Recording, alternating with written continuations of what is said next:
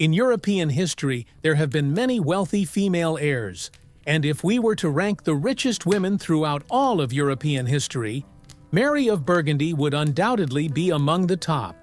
She was regarded as the wealthiest woman in late medieval Europe. Her wealth was so immense that the European public, who loved giving nicknames, called her Rich Mary.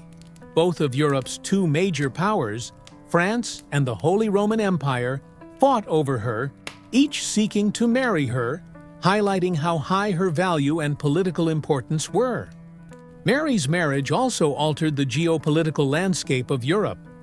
Mary was born into the wealthy Duchy of Burgundy, with her father being the Duke of Burgundy, bold Charles.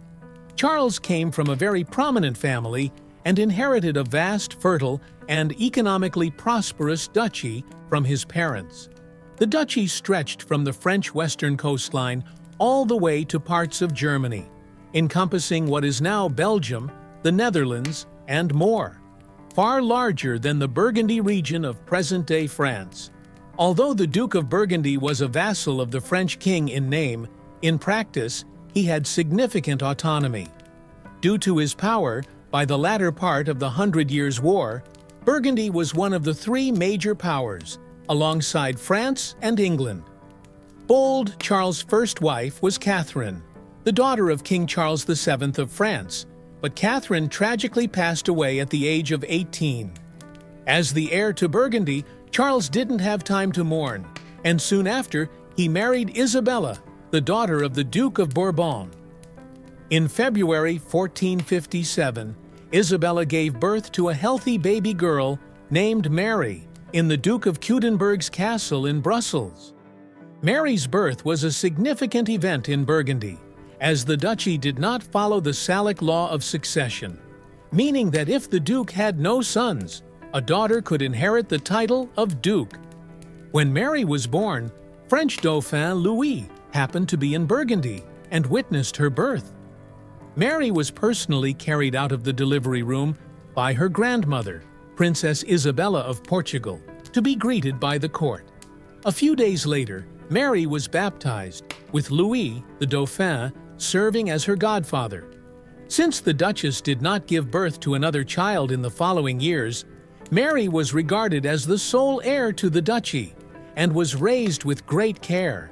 She spent most of her childhood at the Tinville Royal Castle in Ghent, living a life of privilege. Burgundy was one of the most culturally advanced courts in Europe at the time, and the wealthy lifestyle allowed them to enjoy a rich intellectual life. In the 15th century, the Burgundy court played a significant role in shaping the fashion trends of Europe, and the courtly lady's attire became a model for Europeans to emulate.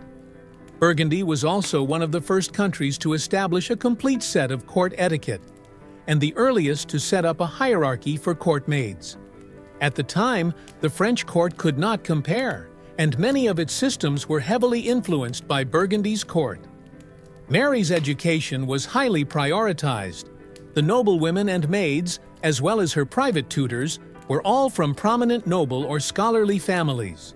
Her tutor, Jeanne de Créteau, was a cousin of the chronicler Philippe de Comines, and she became Mary's closest female companion for the rest of her life. The court selected young men from high noble families to be Mary's companions and attendants. The choice of male nobles as companions for a princess was unusual for the time, showing that Mary was raised as the heir to the duchy from the very beginning. Mary showed an early interest in pets, and at the time, the court of Burgundy kept giraffes, parrots, monkeys, and various dogs. Mary also enjoyed music, chess, and the arts. She was an expert equestrian and loved outdoor activities, especially hunting, horseback riding, and falconry. In the winter, she would ice skate on the frozen ponds of the Coudenberg Palace for hours. In 1465, Mary's mother tragically passed away from tuberculosis, and 2 years later, her grandfather, Philip III, also died. Her father, Charles, ascended to the title of Duke of Burgundy, and 10-year-old Mary became the first in line to inherit the duchy. In 1468, Charles married for the third time, this time to Margaret of York, an English princess and the sister of King Edward IV and Richard III of England. The marriage was primarily intended to create an alliance between England and Burgundy against France. After the wedding, the bride, Margaret, first met Mary. Margaret was gentle and pale, with soft brown-gray eyes, a small and delicate frame, and an elegant, dignified demeanor. Louis XI, the French Dauphin, who had served as Mary's godfather, had now ascended to the French throne. Of course, he could not ignore the alliance between his two major enemies, so he took various steps to prevent the marriage, including pressuring the papacy to stop the wedding, offering trade incentives to England, attempting to ruin Edward IV's credibility with international bankers to prevent him from paying Margaret's dowry, encouraging the Lancaster faction to invade Wales, and even slandering Margaret by claiming she was not a virgin and had a bastard child.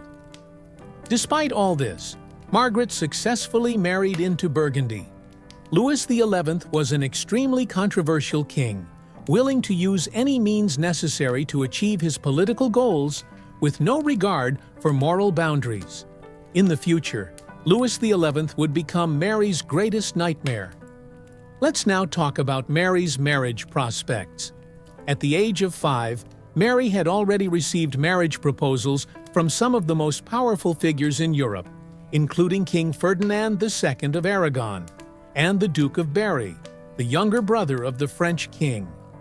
Mary was the most sought-after marriage prospect among the rulers of Europe, and her enormous inheritance potential, along with the substantial dowry from the wealthy Duchy of Burgundy, made her a desirable match.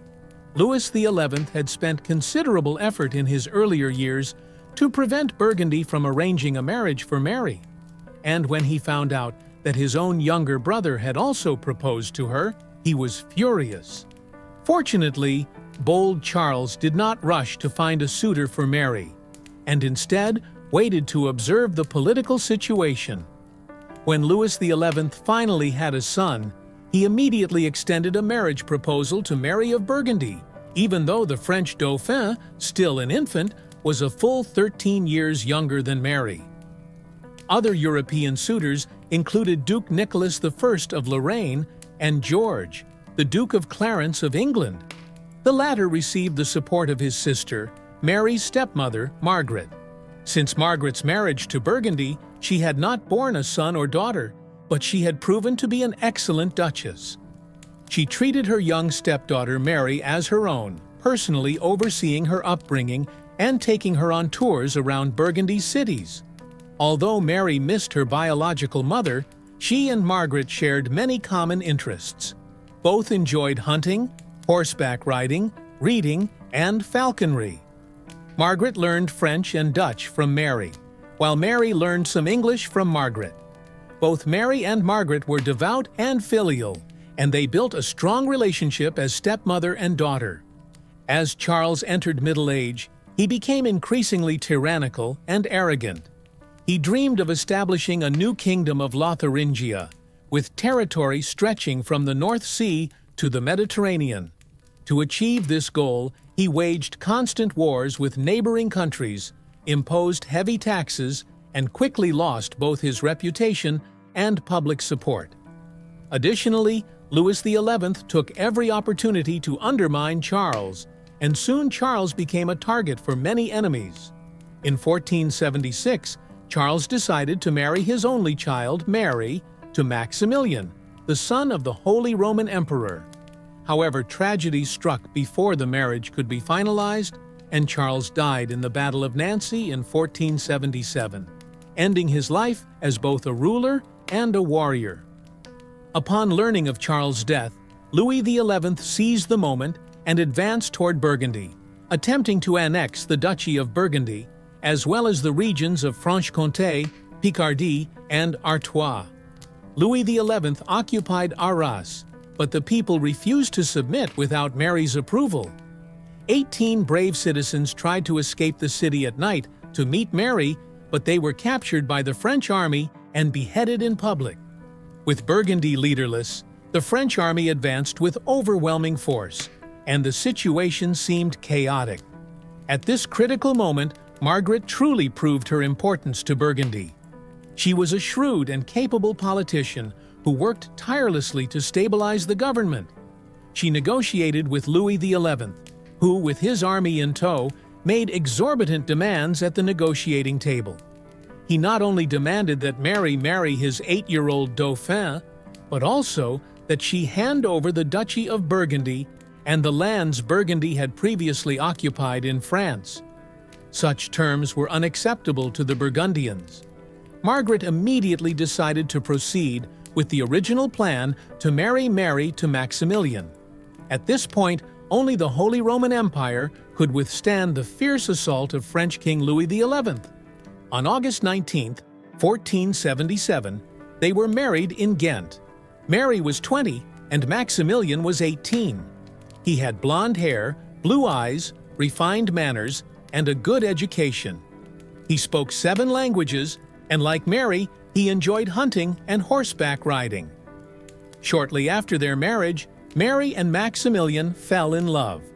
Despite the marriage being rushed, it turned out very well and could be considered a typical case of love after marriage. Mary taught Maximilian French, and he taught her German.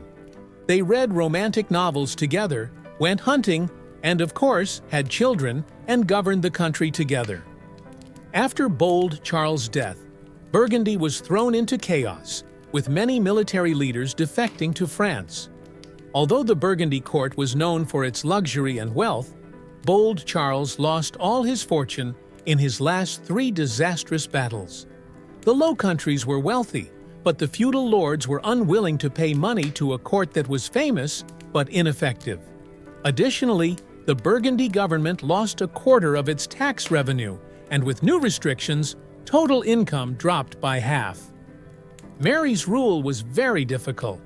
The internal politics were chaotic, the economy was strained, and she had to deal with France's attacks. Mary was forced to pawn many family treasures and make compromises with the privileges of various lords in exchange for money to fund Maximilian's army. While Mary could not regain the Duchy of Burgundy, which had been occupied by the French king, she managed to keep the remaining lands. From then on, the Duchy of Burgundy was divided in 2. Part was occupied by France, while the rest became part of the Holy Roman Empire. Mary and Maximilian had 3 children, 1 son and 1 daughter who grew up to adulthood. In March 1482, their younger son Franz tragically passed away, which caused Mary great sorrow.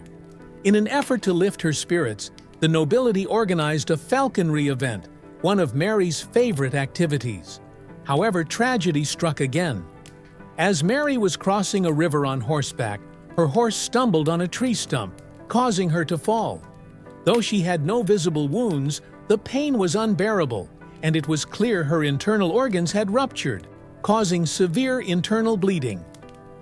On March 27th, Mary passed away at the age of 25. Her son, Philip, who was still under 4 years old, inherited the Duchy of Burgundy under the guardianship of his father.